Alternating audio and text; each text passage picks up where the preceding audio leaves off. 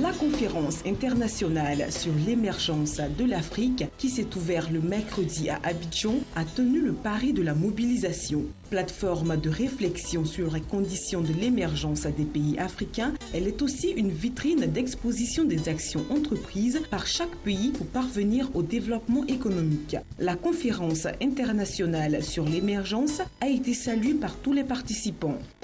Les enjeux sont nombreux. Pour l'Afrique, je crois que c'est une cause d'ensemble. Et l'Afrique a beaucoup d'enjeux je pourrais dire, pour l'émergence. Et cette conférence est à point nommé parce qu'elle vient encore donner un appui aux différentes décisions africaines concernant l'émergence, ensemble de développement durable. Et concernant l'Afrique, je peux encore dire qu'il y a encore beaucoup à faire. Les défis sont majeurs, il y a assez de défis à relever. Les questions de pauvreté, les questions d'environnement, les questions d'éducation, également les questions de répartition des revenus. Également, ce sont des points importants sur lesquels l'Afrique doit se pencher. Maintenant, donc l'Afrique également doit pas simplement voir les questions de croissance, mais l'Afrique doit émerger. Émerger veut dire, je prends une métaphore. Donc, émerger, c'est par exemple comme si vous cultivez, vous sémez, vous ne pouvez pas voir pousser, il faut à un moment donné ça sort. Donc pour que ça sorte, c'est que vous avez sémé, vous avez arrosé et puis ensuite vous récoltez.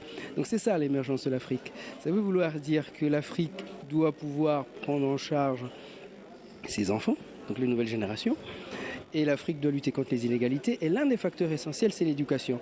C'est-à-dire que si nous n'éduquons pas nos enfants, nous pourrons émerger, mais comme nous émergerons, qu'est-ce que nous ferons? Nous importerons de la main-d'œuvre.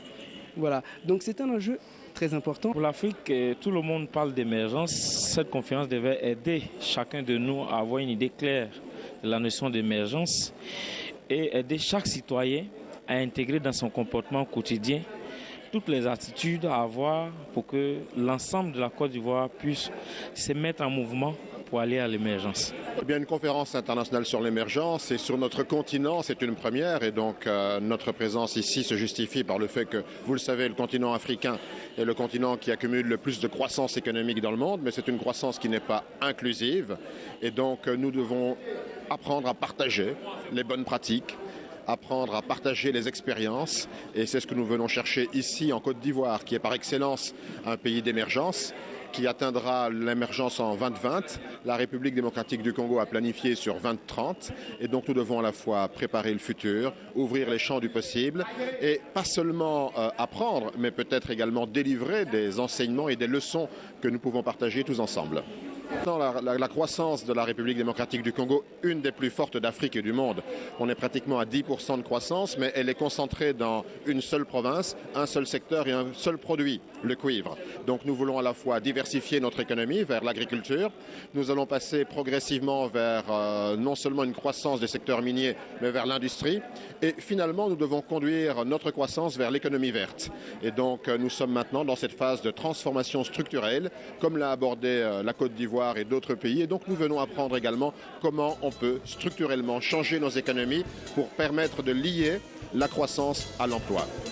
Notons que 300 experts venus de plus de 40 pays prennent part à la conférence internationale d'Abidjan sur l'émergence de l'Afrique. Ont rehaussé de leur présence cette rencontre les présidents ivoiriens Alassane Ouattara, sénégalais Macky Sall et l'ancien président de l'Afrique du Sud, Thabo Mbeki.